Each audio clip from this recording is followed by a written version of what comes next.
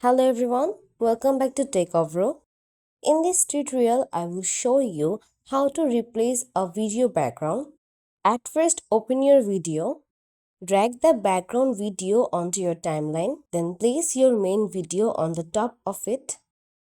Now go to Effect panel and search for Alt key. You will find under Video Effect. Now drag and drop onto your main clip. Now go to Effect Control and find Alt key effect. Click the eyedropper tool next to key color.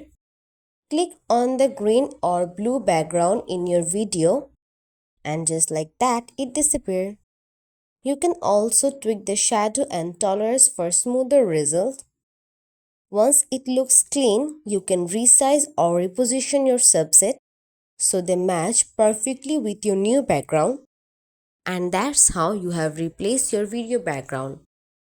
If you all like this video, please like and subscribe to our channel. Thank you.